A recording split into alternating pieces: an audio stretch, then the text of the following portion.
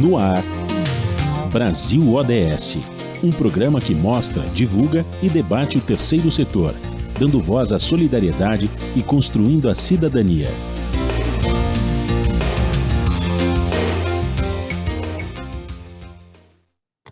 Bom dia, eu sou Joel Scari e começa agora o Brasil ODS, um programa do Observatório do Terceiro Setor. No programa de hoje nós vamos falar sobre educação e leitura no Brasil. A pandemia provocou um novo cenário na educação do país, comprometendo o objetivo da Agenda 2030 da ONU, a ODS 4, que pretende assegurar a educação inclusiva, equitativa e de qualidade para todos. Para conversar sobre educação e leitura no Brasil, nós vamos receber a Zoara Fayler. Ela é socióloga, mestrada em Psicologia Social na PUC de São Paulo e pós-graduanda pela FGV São Paulo. Ela é coordenadora da pesquisa Retratos da Leitura no Brasil e responsável pelos projetos do Instituto Pro Livro. O Roberto Castelli Júnior, que é doutor em Educação pela USP e coordenador executivo da Ação Educativa. A co-apresentação do programa é de Frank Valverde, que também trará os destaques do site do Observatório do Terceiro Setor. Você também vai conferir as notícias do mundo com a repórter Leda Letra, da Rádio ONU, direto de Lisboa. Bom dia, Franklin. Bom dia, Joel, bom dia, Zoara, bom dia, Roberto, bom dia a você que está em sintonia com o Brasil ODS aqui na Rádio Brasil Atual. O destaque da semana, Franklin. Olha, Joel, o destaque da semana é essa tristeza que nós temos aí de ver a inflação voltar, né? Já não tinha a questão da pandemia, que era terrível, que nós estamos tendo que lidar com ela, a inflação está voltando, né? E para nós que temos um pouco mais de tempo do que as novas gerações, a gente viveu a época da inflação brava, né? E ela, infelizmente, está voltando. Nós tivemos aí, no mês de agosto, por exemplo, bateu em 9,68, e agora, em setembro, nós ultrapassamos a barreira dos 10% de inflação. Isso é obra, né, temos que colocar, dar os créditos, mas é obra da administração do ministro da Economia, Paulo Guedes, e governo Bolsonaro, né, que nós estamos retrocedendo para tudo e estamos voltando para o tempo da inflação. Esse tempo que a gente queria ter esquecido quando foi implantado, que nós esquecemos durante um bom tempo quando foi implantado o Plano Real, né? E agora, infelizmente, ela volta a atemorizar todos e todas aqui no Brasil. A tragédia, Franklin, é que a inflação atinge a população de baixa renda. Já num país onde a desigualdade cresceu provocada pela pandemia, mais de 100 milhões de brasileiros vivem em insegurança alimentar no país. Verdade, a inflação só irá agravar ainda mais a situação dos brasileiros e brasileiras. Bom dia, Zoara, seja muito bem-vindo ao nosso programa. Prazer recebê-la novamente. Que bom. Bom dia, Joel. Bom estar com vocês, né? Eu acho que eu já estive com todos, Roberto, Joel, Franklin. Que bom reencontrar, né? É verdade, Zoara, é sempre um prazer. Durante a pandemia, o isolamento social nos distanciou, né? Em muitos aspectos, né, das pessoas, os amigos, a solidariedade, as nossas atividades, tudo são feitos agora através, né, à distância. E isso mexeu um pouco, né, com a gente, mexeu um pouco com a gente. Mas a gente vai falar ao longo do programa, mas melhorou, por exemplo, a leitura, né?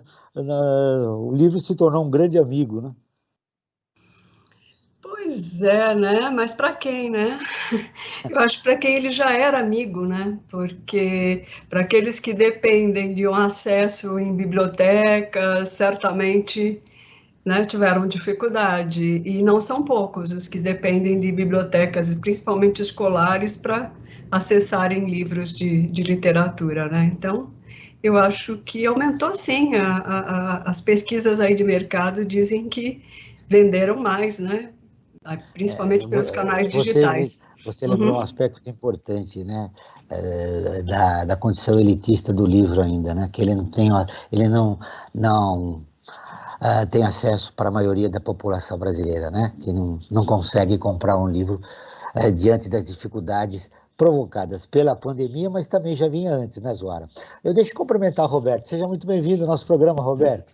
Eu que agradeço a oportunidade de estar aqui discutindo esse tema tão complexo, né, que é educação e pandemia também, né, e leitura no Brasil, a complementar a Zoara também, que nessa pandemia não havia, e tem essa oportunidade de estar aqui com vocês.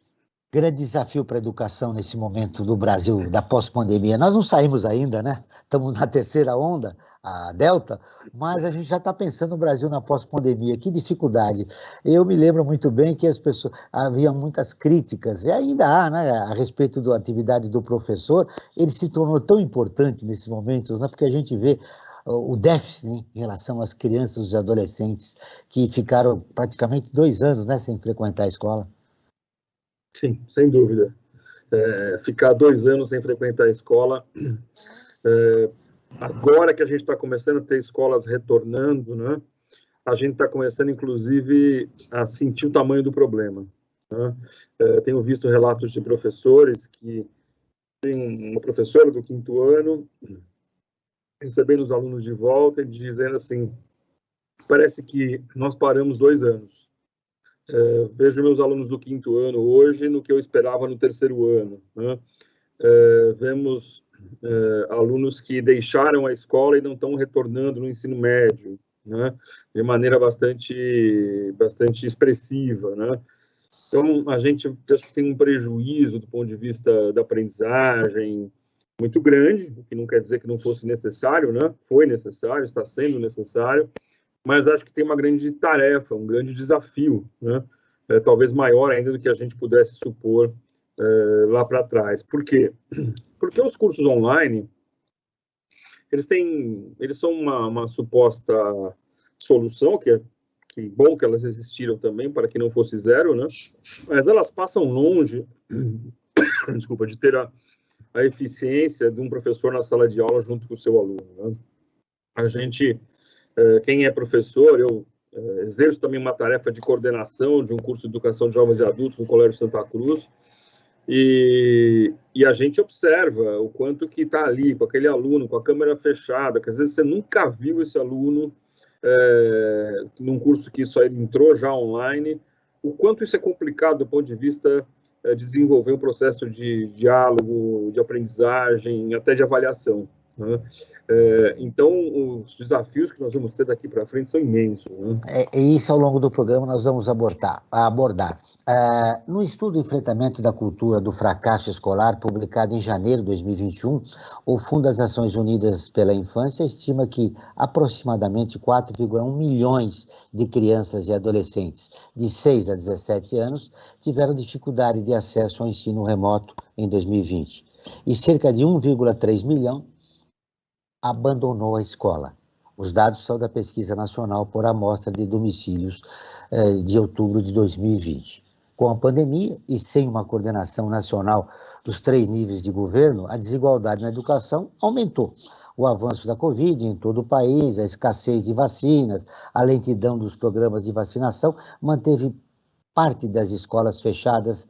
E agora, desde a última segunda-feira, o Estado de São Paulo já voltou, né, com as aulas presenciais. Elas voltaram a ser obrigatórias para mais de 100% dos alunos.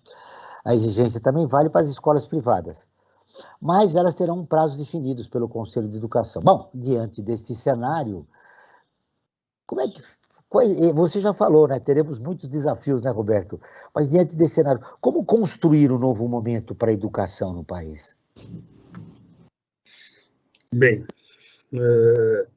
eu acho que, bom, primeiro precisa reconhecer, acho que é de fato importante que se faça agora um diagnóstico, né? Me parece que existe um trabalho que as escolas vão precisar fazer agora, e isso não é uma questão nacional, mas uma questão muito local, né? Que cada escola faça um diagnóstico de qual é a situação dos seus alunos nesse retorno. Não adianta sair começando o trabalho supostamente da onde parou, né? Os alunos não são mais os mesmos, os professores não são mais os mesmos, porque depois de quase 2 anos, não só a gente tem essa defasagem de aprendizagem que está ficando evidente a cada dia em todos os lugares, mas também os hábitos, os processos mudaram, né? Será que a gente vai eliminar totalmente esse caminho digital daqui para frente? Vai voltar só para a lousa? O quanto que, de repente, o telefone celular vai passar a ser mais incorporado como material na sala de aula? as conversas por WhatsApp, as comunicações, talvez alguma plataforma que possa ser ainda mantida para algumas tarefas. Eu sinto que nós não estamos voltando para onde a gente saiu, né? A gente está voltando para um outro lugar. Então, acho que isso é um trabalho local na escola, que é uma revisão dos seus programas, do seu projeto político-pedagógico, uma avaliação para entender como estão esses alunos hoje, né? Uma avaliação bastante diagnóstica, né, para entender como é que estão esses alunos hoje nesse contexto de volta. E, obviamente, isso não se faz sozinho, né? Se faz atrelado a políticas públicas de investimento na informação, em processos de reflexão sobre como trabalhar com estes alunos que estiveram 2 anos ausentes da escola, que tipo de trabalho realizar, ou seja, os governos estaduais e federais e os governos municipais, que geralmente têm menos recursos para fazer esse tipo de trabalho se não houver indução federal, precisam criar uma nova escola, criar um novo momento da produção escolar. Não é a mesma escola, não é assim, recomeça as aulas de onde paramos, gente, isso não existe, né? Nós temos que reinventar um certo processo de trabalho na escola, tendo em vista um diagnóstico feito nesse contexto de retorno. Isso exige investimento, com certeza, isso exige que mais recursos sejam drenados para a educação, coisa que a gente sabe que nesse governo a gente só consegue ver redução de gastos, a gente não vê em nenhum momento investimento de ampliação de recursos para a educação. Então é uma situação muito preocupante, eu não consigo enxergar, né, efetivamente, a não ser em algumas redes mais isoladas, que pontualmente, sim, tem uma preocupação em planejamento mais efetivo para a educação, que isso possa acontecer. Eu quero te ouvir, Zoara, a respeito desse momento da educação brasileira e a possibilidade, na pós-pandemia, por exemplo, se democratizar a leitura no país. Como é que você enxerga esse momento que a gente vive da educação e esse novo momento, já que o Roberto falou que a gente tem que se reinventar, né? Não só as instituições, mas como pessoas. Como incluir a leitura no hábito das pessoas, ampliar a leitura na pós-pandemia no nosso país? Pois é, eu acho que o Roberto tocou num dado fundamental aí, né? Que são os novos hábitos. Né? E como é que isso vai, de fato, impactar naquele modelo antigo que já era deficiente, né? Então, a gente sabe que o professor, né, que é o principal agente que deve ser o principal agente dessa transformação, ele também vai depender de receber aí uma formação, né, adequada para lidar com esse novo momento, seja em relação a essas novas relações que estão sendo estabelecidas, aos novos hábitos, novos interesses e também, né, a todo o processo de formação leitora, né? A gente sabe que esse professor não é um professor leitor, né? E hoje, quer dizer, além dele não ser um professor leitor, ele não sabe lidar com essas novas ferramentas, né, que, como bem falou o Roberto, elas deveriam estar sendo inseridas nesse novo cenário, né, porque essa garotada viveu 2 anos, né, com essa ferramenta, essa era a sua ferramenta de contato com seus amiguinhos, com o mundo, aqueles que têm, né, acesso à internet, que têm acesso à banda larga, porque a gente sabe que muitos estão excluídos, ficaram excluídos disso, né? Então, você vai ter que lidar com essas duas realidades, né? Com aquele que acabou tendo aí uma inflação, né, de telas na frente dele, de hiperatividades, de hiperestímulos por conta de estar aí ou no celular ou no seu tablet, né? Mas ele realmente desenvolveu aí outros interesses e outros hábitos, né?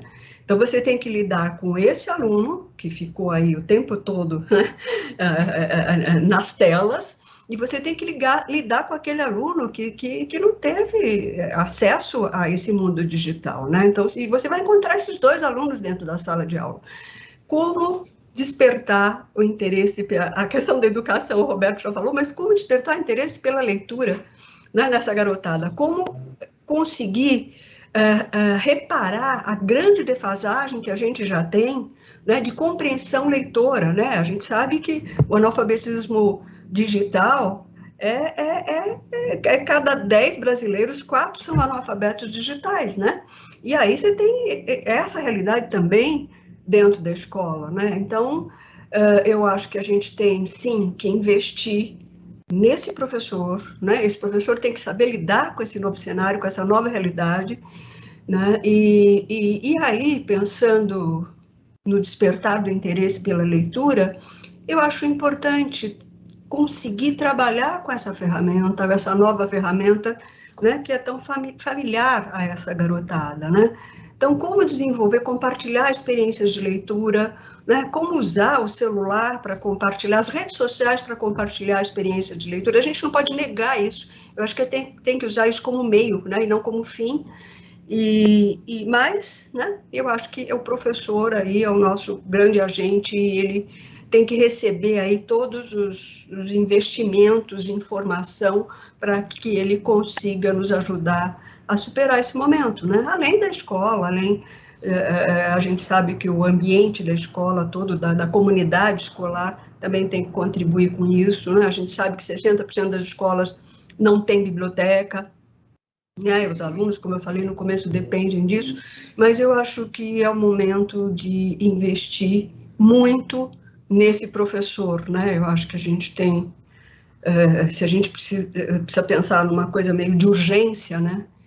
Eu acho que é olhar para esse principal agente dentro da escola, né? Como lidar com as carências que ele já tem, né? Tanto de uso da tecnologia, como a gente sabe que ele não é um professor leitor, né? Mas Vamos isso. ouvir agora a Rádio ONU, que é parceira de conteúdo do Observatório do Terceiro Setor com a matéria. Apenas 34% dos refugiados conseguem frequentar o ensino secundário. A Lei da Letra de Lisboa tem as informações. 2/3 das crianças refugiadas talvez nunca conseguirão frequentar o ensino secundário. O alerta é da Agência da ONU para Refugiados, Acnur. A entidade lançou o seu relatório de educação 2021, focando nos desafios enfrentados por uma geração de refugiados que tentam aprender apesar dos impactos da pandemia de Covid-19. O Acnur também pede um esforço internacional maior para combater os índices muito baixos de matrícula nas escolas e nas universidades. A agência fez um levantamento em 40 países e descobriu que entre 2019 e 2020, apenas 34% dos adolescentes refugiados estavam enfrentando o ensino secundário. Sem o aumento no acesso, ficará difícil alcançar a meta estipulada pelo Acnur, que é de ter 15% dos jovens refugiados no ensino superior até 2030. O Acnur destaca ainda que a Covid-19 afetou bastante a vida das crianças, mas o relatório aponta que para os menores refugiados que já enfrentavam obstáculos para ir à escola, a pandemia pode ainda destruir todas as esperanças que têm de conseguir acesso à educação. O relatório mostra também que 68% das crianças refugiadas estavam matriculadas na escola primária. Da ONU News em Lisboa, Lê da Letra. Continuamos com o Brasil ODS no programa do Observatório do Terceiro Setor. Estamos falando sobre educação e leitura no Brasil com a Zoara Faila, a socióloga, e o professor Roberto Catelli Júnior. Frank Valverde, enquetes, informações? Sim, João, as duas coisas. Temos enquetes e temos informações. Vou começar pelas informações. Quero falar sobre a parceria do Observatório e o programa Recitec. Este ano, o Observatório do Terceiro Setor iniciou uma parceria com a REURB, Recicladora Urbana, e a ABS, Associação Brasileira de Empresas de Software, que resultou no programa Recitec. O que vem a ser isso? Por meio desse programa, empresas de todo o país terão acesso a um serviço gratuito de logística reversa nos descartes de aparelhos de TI e de telecomunicações. Os materiais em bom estado são recondicionados em equipamentos seminovos a serem destinados a institutos com projetos de inclusão digital escolhidos pela doadora. Saiba mais em nosso portal observatório3setor.com.br, o 3 em numeral. E sobre a enquete. Toda semana, a cada programa que nós realizamos aqui na Rádio Brasil Atual, nós fazemos uma enquete sobre o tema do programa. E para o tema do programa de hoje, nós perguntamos o seguinte: você tem o costume de comprar livros? E olha só, o resultado surpreendente. 84% disseram que sim. Tenho que fazer a ressalva, claro, que isso aqui é uma enquete, né? Não é uma pesquisa, não tem fundamento científico e tal. Agora, isso, de uma certa forma, deixa a gente feliz, que as pessoas que é um dado interessante. Sim, que as pessoas que eu até vi a expressão da Zoala, viu, Frank? Ela falou, a primeira pergunta dele. É bem interessante. Que livros eles compram, né? Exatamente. E em cima dessa questão... Retratos da Leitura não diz isso não, viu? O índice é bem alto. Exatamente. Né? Chega a 30% quem comprou um livro num período de 3 meses. Né? Agora, de uma certa forma, a gente fica feliz que as pessoas que nos acompanham no Observatório Terceiro Setor são leitores e consumidores de livros. Né? Por exemplo, a enquete aponta essa tendência. Né? A gente sabe que, infelizmente, a realidade do Brasil não está muito longe disso.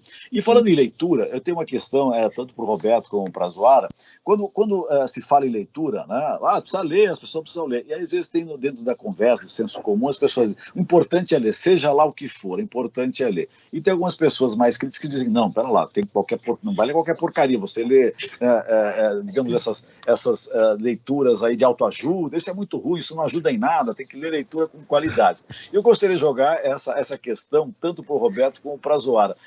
Ler qualquer coisa já é alguma coisa, já é um passo para a leitura, e a pessoa, digamos, a partir do que ela é cativada pela leitura, ela consegue depois, digamos, melhorar a sua qualidade de leitura, ou tudo isso é uma balela e não leva para lugar nenhum? Vamos começar pela Zoara.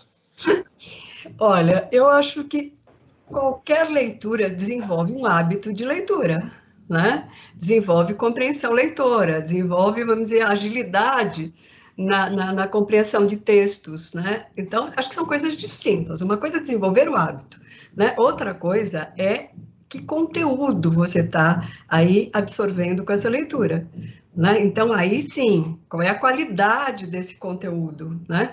Então, a gente não pode... Quando a gente fala na importância da literatura, né? Eu acho que ela é importante porque ela te traz um mundo diferente, né? Ela te traz outras emoções de personagens, ela te traz outros hábitos culturais, ela te traz outros momentos de história, né? Ela te possibilita vivenciar perdas, enfim. Eu acho que a literatura, ela contribui, né, para uma formação mais abrangente e também mais humana, né? Porque uma das qualidades aí, da importância da literatura é desenvolver a empatia, né? Porque na medida em que eu vivencio a emoção de alguns personagens, né, eu estou me colocando na posição dele, eu estou sentindo as carências, as emoções, enfim, eu estou desenvolvendo a empatia pelo outro. Isso é fundamental, né? A autoajuda, como você falou, ela é focada muito em você, né? Então, independente do texto, quer dizer, você está desenvolvendo o hábito da leitura, está desenvolvendo, mas, né, eu acho que você está perdendo todo esse potencial que a ficção traz, né, de te possibilitar vivenciar outras histórias, outros mundos, outros personagens, né? Não há um salto, né? Não há aquele salto necessário, às vezes, para você aprofundar. Exato, né? Então, eu acho que... E a gente não pode esquecer do acesso ao conhecimento também, né? A um conhecimento de qualidade. Eu acho que a leitura te possibilita também o acesso a todo conhecimento produzido pela humanidade aí, né? Então, eu acho que tudo bem, o livro religioso, que aparece muito na Retratos, Bíblia, que também é um livro de história, mas eu acho que a gente não pode, e quando você desenvolve ou pensa na formação desses novos leitores, né, eu acho que é muito importante despertar o interesse dele, sim, pela literatura e por uma literatura de qualidade por conta do potencial que tem, né? Esses conteúdos, essas narrativas de formar, né, esse aspecto mais humano e de empatia desse jovem, dessa criança, né? Então, eu acho que... Vamos saber o que o Roberto acha. O que você acha? Estou muito perto aí da visão da Zoara. Sem dúvida, a gente não pode dizer que ler não vale a pena. Então, nesse sentido, qualquer leitura, a gente também realiza lá na Sede Educativa o INAF, que é o Indicador de Alfabetismo Funcional, que a Zoara é parceira, e nele a gente analisa o quanto a população brasileira também lê e o quanto essa leitura pode ter relação com o seu desenvolvimento em termos de nível de alfabetismo. E é claro, quem lê mais tende a ter um resultado melhor do ponto de vista do seu nível de alfabetismo, que significa pensar o uso da leitura e da escrita nas práticas sociais. Agora, é claro também que tem limitações, né? A leitura pode ser muito libertadora, né? A leitura pode trazer... tem até um texto muito bonito sobre leitura de uma autora francesa chamada Michelle Petit, que ela vai estudar como é que nos períodos de guerra na Europa, cresceu a leitura, né? Como ela teve um grande fortalecimento da leitura, porque aquilo se transformou numa saída, né? Numa saída para aquela situação tão violenta que se vivia, de poder abrir a sua imaginação, suas ideias para outro lugar que não fosse aquele tão difícil de se viver, né? Então, a leitura ela pode ser muito libertadora, ela pode trazer a reflexão, ela pode trazer a consciência crítica, ela pode trazer uma capacidade maior de leitura do mundo, né? Mas aí não é qualquer leitura. O livro religioso dificilmente vai cumprir esse papel sempre, a coluna de esportes do jornal também não vai cumprir esse papel, enfim, é preciso ter uma possibilidade de ler, especialmente a literatura que consegue trazer os temas mais universais, né? Ela te permite mergulhar nos temas mais essenciais da vida humana, dos mais indeterminados da vida humana, né? Que passa pelo amor, pela morte, pela dor, e te promove em você a capacidade de refletir, de se ver, né? De se reavaliar. Isso é crescimento intelectual, crescimento crítico, né? Então eu vejo que a gente precisa... só queria dizer mais uma coisa. Isso não significa só ler os clássicos, porque eu queria chamar a atenção para o fato de que hoje existe uma forte nova literatura no Brasil e no mundo, né? Uma literatura periférica, por exemplo, com títulos que trazem muito as questões do sujeito que vive numa situação de maior dificuldade social nas periferias de São Paulo, autores que descrevem belíssimamente esses contextos e trazem uma reflexão sobre esses contextos, e que acho que poderiam ser trazidos muito para a escola também, né? Como leitura para nossas escolas públicas. Eu acho que é importante seu destaque, viu? Autores contemporâneos, né, Roberto? A gente fica muito fixado nas grandes obras, nos clássicos. Mas, olha, a pesquisa que a Zoara coordena. O Brasil perdeu 4,6 milhões de leitores entre 2015 e 2019, segundo apontou a pesquisa Retratos da Leitura no Brasil, divulgada em setembro de 2020. O levantamento foi feito pelo Instituto ProLivro e foi realizado em 208 municípios de 26 estados entre outubro de 2019 e janeiro de 2020. Apenas 52% dos brasileiros têm hábito de leitura. 52% dá mais ou menos um pouco mais de 100 milhões de pessoas. O resultado é 4% menor do que o registrado em 2015, quando a porcentagem de leitores do país era de 56%. Ou seja, estamos perdendo o número de leitores no nosso país.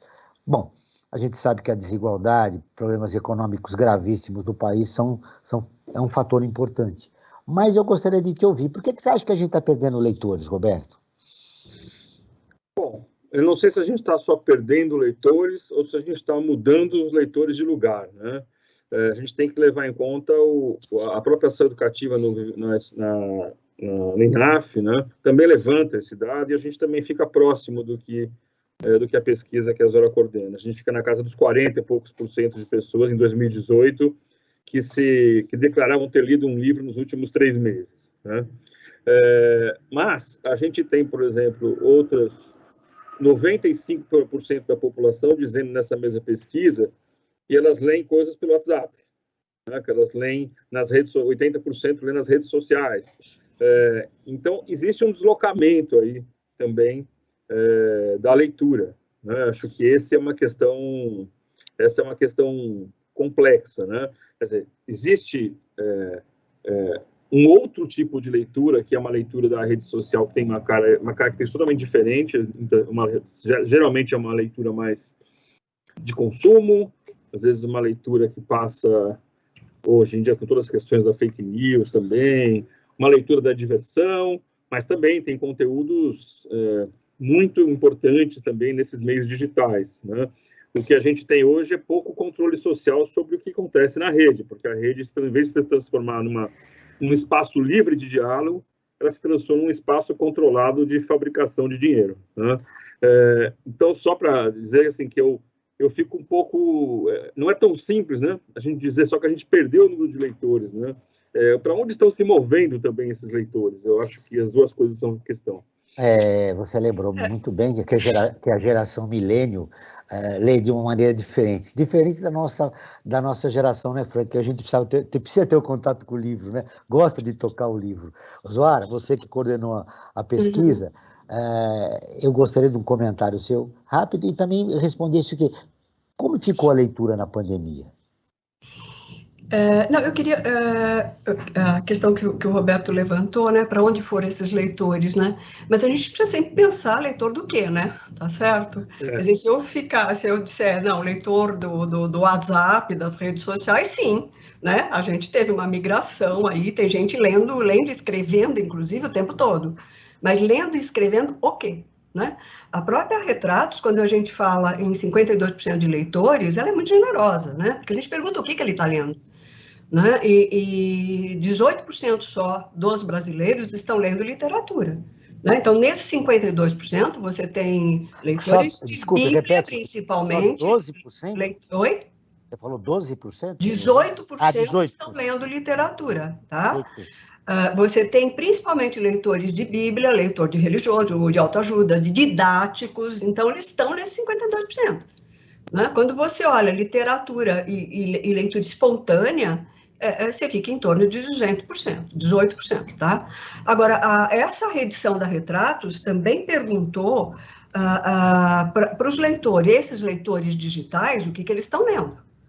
Né? Então, a gente verifica, sim, quem está no WhatsApp, quem está no Facebook, o que eles fazem nesse mundo digital, que leitura eles fazem nesse mundo digital, né? E tem muito, assim, acesso à informação. Mas também, né, dentro dessa informação, você tem informação de qualidade, você tem fake news, né? E ele entende como informação, tá? Agora, a gente tentou identificar quem é esse leitor de literatura em outras plataformas. E é muito interessante você olhar o perfil e o hábito de leitura do leitor de livro e do leitor de literatura em outras plataformas, tá? E o que ele lê? Né? Ele lê textos ligeiros, ele lê poesia, porque ele recebe poesia pelo WhatsApp, pelo Facebook, né? Eu acho que as pessoas, quando trocam as emoções, né? Eles estão se comunicando com trechos de poesia, com trechos de texto. Agora, a gente também levantou uma questão importante, né? O quanto isso transforma esse leitor ligeiro, né, num leitor que, de fato, depois vai procurar outros textos, daquele autor de quem ele recebeu um pequeno texto, né? Então, eu acho que, de fato, é uma situação nova, muito complexa, né? Mas o que a gente está percebendo desse outro leitor, desse leitor em plataformas digitais, é que, primeiro, ele frequenta muito menos biblioteca do que o leitor de livros, né? Ele, apesar dele, ele compartilha muito menos suas experiências de leitura, tá? E apesar dele estar lendo no digital, ele lê muito menos livros, inclusive digitais, do que o leitor de literatura de livro em papel. Né? Então, desculpa eu fazer essa complementação ao que o Roberto falou, mas a gente já tem, sim, elementos, né, sobre esse outro leitor, né, ou esse leitor digital. Agora, você me fez uma segunda pergunta. Na segunda pergunta da leitura na pandemia, como é que ficou? Mas eu queria te ouvir outro destaque do Roberto, que seria interessante também repercutir com você, em relação ao autor contemporâneo. Né? Nós não ficamos muito nos clássicos, né? O surgimento desse grupo, né, de autores contemporâneos que são uma alternativa também, porque eles trazem uma literatura falando sobre os grandes centros urbanos, as dificuldades, a violência, enfim, aspectos muito que a gente está vivendo no nosso dia a dia. E a chegada deles está repercutindo, Zuara? Registrou-se isso na pesquisa? Eu gosto de dizer que tem uma leitura que é a leitura necessária, né? E quando você forma leitores, você tem que olhar muito para isso, para o que pode ser significativo para aquele leitor que você está querendo formar, né? A gente aplicou a retratos na FLUP, né, que é a feira de literatura da periferia do Rio de Janeiro. E é muito interessante, acho que tem muito a ver com o que o Roberto falou, né? O repertório de... Primeiro, assim, que 96% dos frequentadores são leitores. Eles leem mais de 7 livros num período de 3 meses, enquanto o brasileiro lê 2, e aí de todos os gêneros, né? E o que eles estão lendo? Se você olhar o repertório de leituras, é isso, né? Eles estão lendo, os leitores, os autores, sim, que vêm da periferia, temas sociais, temas racistas, enfim, né? É aquela leitura que tem significado, né, para esse frequentador de uma feira de literatura da periferia. Né? E outra coisa muito interessante é que essa pesquisa mostra a importância das políticas de inclusão. Porque quando você olha a origem social do frequentador da FLUP, né, você vê que ele vem das classes D e E, mas ele tem nível superior, né, e ele é esse leitor de um repertório muito mais qualificado de literatura, né? Então é isso, quer dizer, agora a questão da pandemia, a gente levou a pesquisa no final de dezembro, né, porque a gente queria conferir alguns resultados nas capitais, porque nos espantou muito o fato de ter aumentado muito o percentual de leitores na região norte, né, e foge da série histórica, né? Então, o Ibope retornou às capitais, né, e em dezembro. Né? Então, foi muito interessante. Dezembro de 2020, né? Não, desculpa, eu já estou fazendo confusão, mas enfim, durante a pandemia eles voltaram, né? E foi muito interessante porque a gente conseguiu perguntar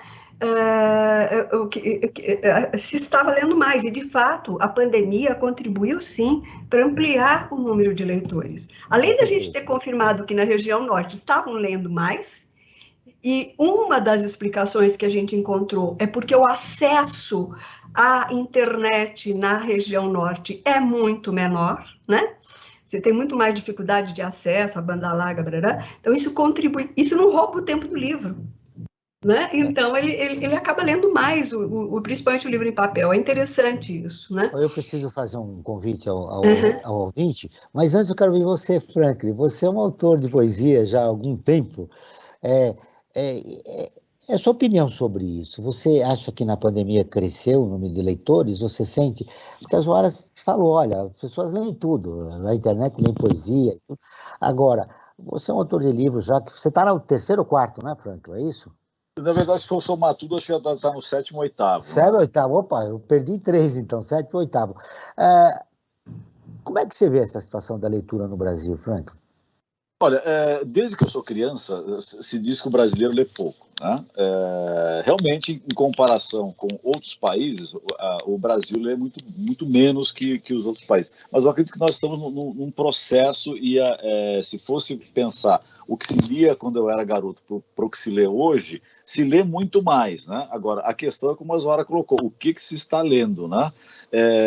Com digamos, a tecnologia, as pessoas passaram a escrever mais, passaram a ler mais, só que uma questão que eu acho que é fundamental, que é até uma questão que eu iria colocar, tanto para o Roberto como para a Zuara, é a questão da qualidade da leitura. Né? O que a leitura está fazendo para a pessoa conseguir refletir, ser um ser que reflita sobre a sua realidade e sobre o mundo que ele está vivendo, ou seja, ser um leitor, não no sentido de simplesmente de ele traduzir as palavras que estão impressas num papel ou numa tela de um computador. Né? Você está contando uma coisa importante, Franklin. De que forma ele é o leitor do mundo, né? No que a leitura do papel e da tela faz com que ele evolua para ser um leitor do mundo, porque leitores do mundo da realidade em que nós vivemos, eu acho que nós estamos, se fosse fazer uma pesquisa, nem sei, a Zoara pode até dizer se existe uma pesquisa nesse sentido, eu acho que a situação é muito mais dramática ainda, né, como leitores do mundo, porque quando a gente fala de leitura, não é só a leitura de livro, de literatura, de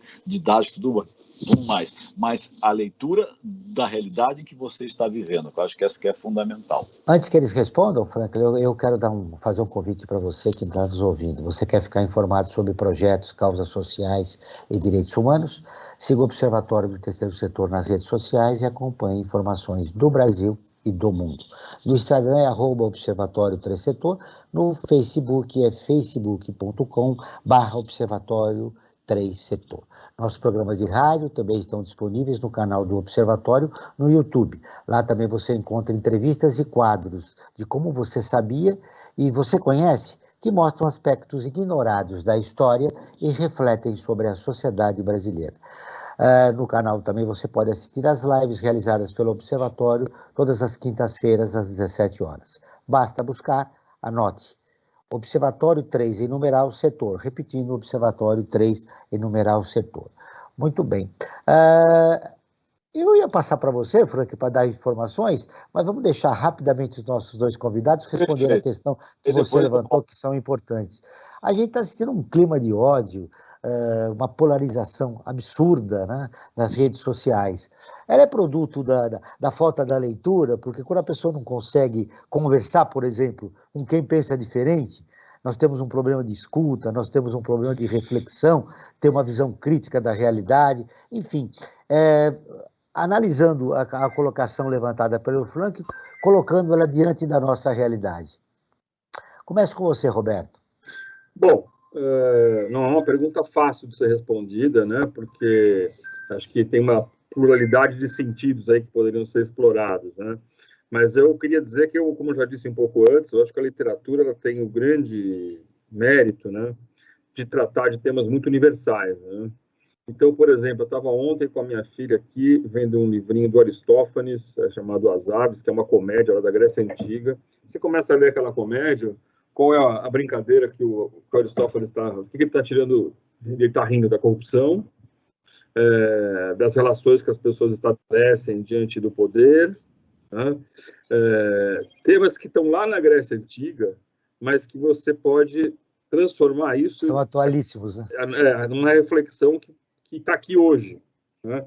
Assim como se você for ler o Machado de Assis está falando de um Rio de Janeiro do século XIX, em que você lê, você consegue dialogar com o Machado de Assis, olhando para si mesmo, né? Então, eu vejo que a literatura, o que ela consegue fazer, e muitos outros tipos de leitura também, é promover o diálogo, né? O diálogo interno, né? Ela te traz o contexto, você cria uma identidade com aquele contexto, isso te permite refletir também sobre o meu lugar nesse contexto, né? Então, eu vejo a literatura, nesse caso, como uma linguagem, uma estratégia da construção do diálogo, né? Que muitas vezes não acontece da maneira, vamos dizer, no espaço público, mas ela estimula que isso possa acontecer, porque eu passo a ter referências, eu passo a ter estímulos, né? E argumentos, e a construção de uma sensibilidade para isso também, né? A exercer essa sua sensibilidade para lidar com temas que talvez você não tivesse antes atentado para eles, ou não tivessem tocado você ali, né? Então, acho que tudo isso junto produz um papel revolucionário, eu diria assim, porque dá ao sujeito a autonomia para ele poder pensar com as suas próprias ideias, né? Dá elementos, né? Eu vejo muito foco nesse foco do diálogo interno que ele possibilita. Enfim, acho Roberto, que essa é uma questão. O outro autor que a gente consegue dialogar é o Lima Barreto também. Nossa, né? Lima Na Barreto... mesma linha de raciocínio que você está tendo, o Lima Barreto... O Lima Barreto é sensacional, né? A questão do racismo está toda denunciada lá no Lima Barreto no começo do século XX, está sendo posta hoje a discussão que ele fazia 100 anos atrás, né? O Lima Barreto é atualíssimo desse ponto de vista, né? Vamos ouvir a Zoara agora, Zoara, por favor. Sim, então, eu acho que o Franklin tocou num ponto importante, né? Essa visão de mundo, essa visão crítica do mundo que a leitura, principalmente da literatura, possibilita, né? Eu gosto de dizer que a literatura, além de preencher vazios existenciais, né, naquele momento seu, eu acho que te traz essa visão desse mundo social, né? Eu sempre lembro que a minha visão de mundo, eu acho que ela foi construída muito na leitura de alguns livros, principalmente, né? Acho que o 15, de Raquel de Queiroz, que eu li lá nos meus 12, 13 anos, me marcou profundamente, né? Porque aquela seca no Nordeste, onde as pessoas comiam ratos para sobreviver, né? Então, aquilo, quando você é adolescente, quer dizer, são coisas que te levam... Quando a gente fala visão do mundo, de uma forma muito genérica, né? O que a literatura vai construindo dentro da tua visão de mundo quando você lê, né, essas carências humanas, essas tragédias humanas, né? Eu acho que, assim, de um jeito muito palpável, né? Porque a gente fica falando de teorias, mas como isso me fez, né, me transformar em alguém que olha para o mundo de um outro jeito. O Diário de Anne Frank, quer dizer, eu acho que tem algumas literaturas, né, que transformam essa tua visão de mundo, essa tua visão de justiça social, né? Então, é isso que eu acho que é importante, né? Então, quando a gente fala a capacidade de crítica desse mundo, quer dizer, sim, eu acho que quando você olha para esses dois polos, né, essa polarização que a gente está vivendo na nossa sociedade hoje, sem dúvida, um dos polos é carente de leitura, né? É carente dessa leitura sobre justiça social. Eles não têm... É muito interessante que você ouvir algumas pessoas, eu sou de direita, mas o cara nem sabe o que significa isso. Por que ele não sabe? Porque ele nunca leu nada sobre o que é direita, o que é esquerda. Então, é como ele está ali defendendo um time de futebol, né? Um clássico do não Norberto, importa quem fez o gol. Bob. Quer dizer, oi? Tem um clássico do Norberto Bob, um livrinho pequenininho que fala o que é esquerda e o que é direita. A gente sugere para completar o teu raciocínio. Uhum. Nós temos... Passou muito rápido o tempo com vocês, nós temos mais 15 minutos de programa. E eu gostei que você citou o 15 da Raquel de Queiroz, eu cito Vidas Secas de Graciliano Ramos. Você, Frank, cita quem foi significar, entre outros, né, Jora? Entre outros, né? Eu lembrei desse, porque esse me transformou, né? Isso, mas eu me lembrei do Graciliano Ramos. Outros, né? Você, Franklin.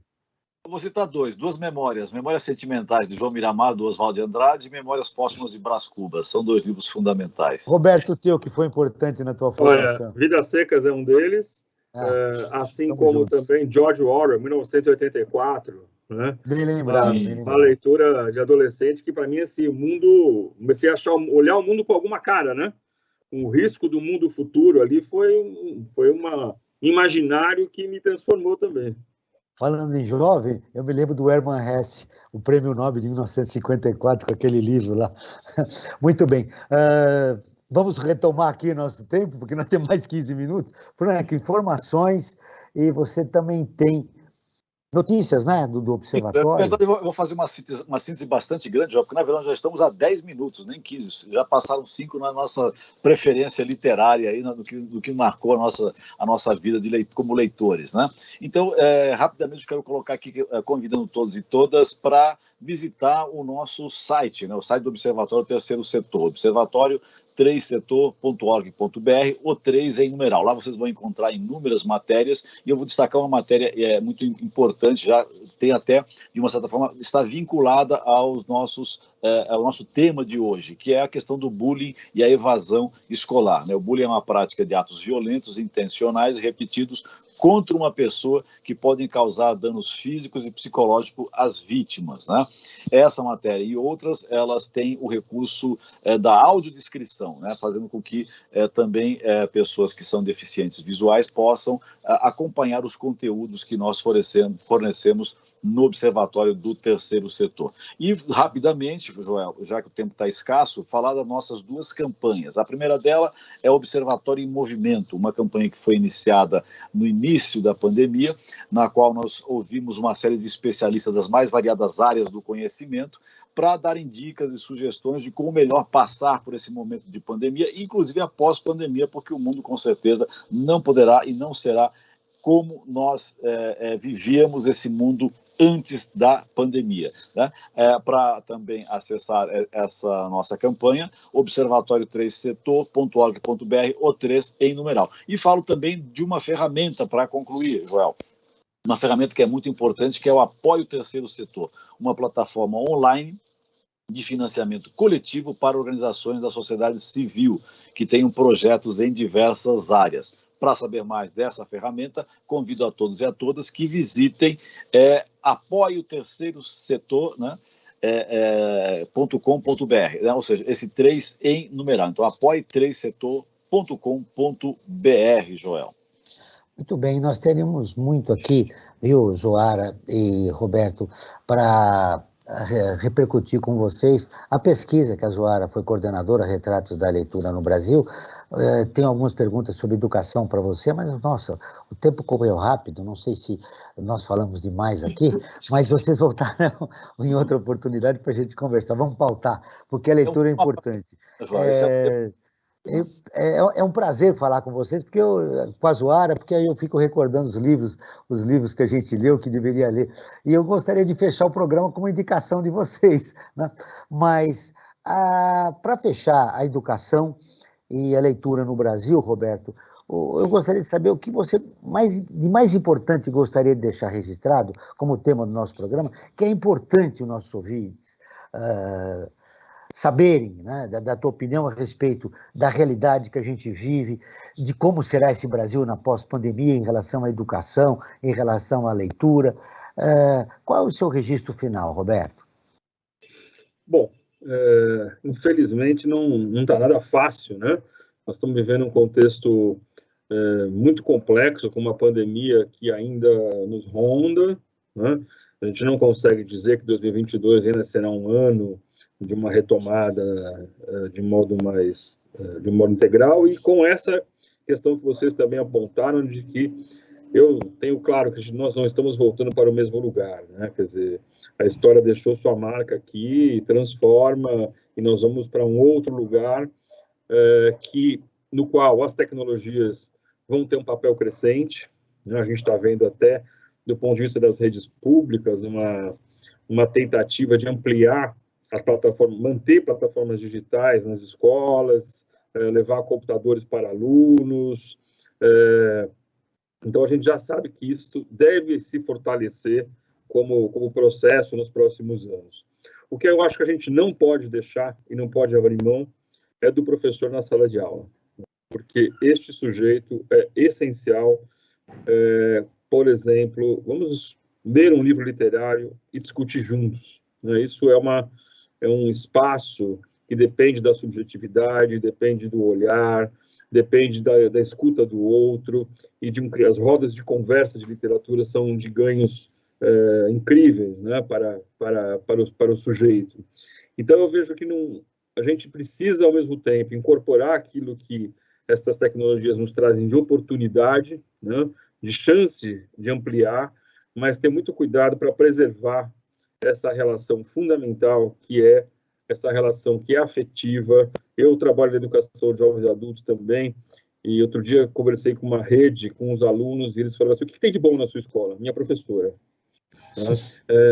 Sem esse vínculo, né, esse vínculo pode ser muito importante, e eu acho que ele não pode ser quebrado, né? Muito bem, destacando a importância do professor, encerra a sua participação no programa de hoje. Uma dica para quem quer começar a ler que foi importante para você, um livro, Roberto, rapidamente. Bom, como eu já disse, eu continuo achando George Orwell, 1984. George Orwell, 1984. Um livro ainda sempre que permite muita reflexão sobre o que nós estamos vivendo.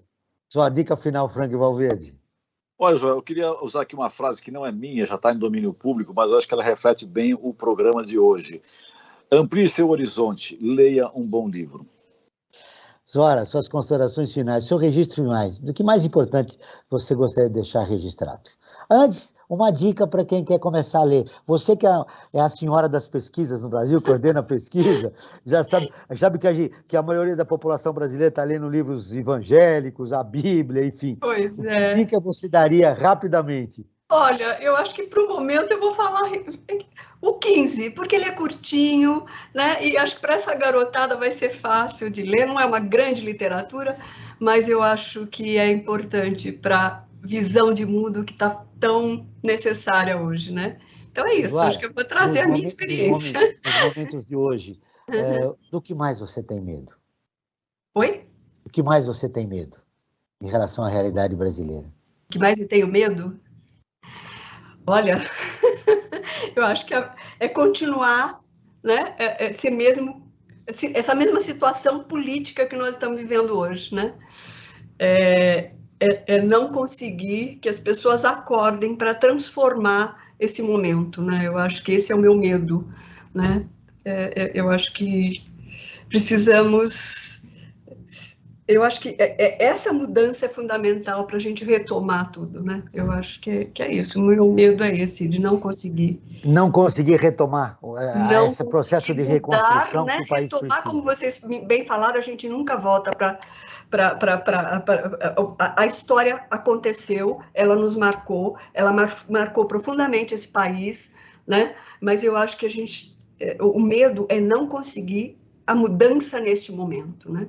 O Brasil ODS está terminando. Política, agradeço a presença. Né? Conclui, Zoara. 2 minutos para você concluir. Você quer concluir alguma coisa? Não, acho que é isso, né? Muito bem.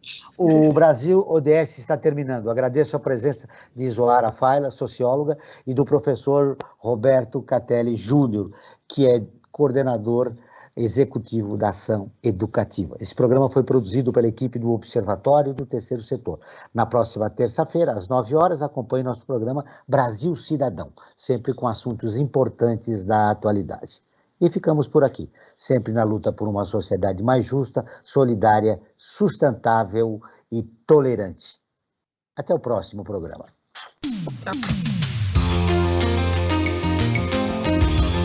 Você acabou de ouvir Brasil ODS, um programa do Observatório do Terceiro Setor.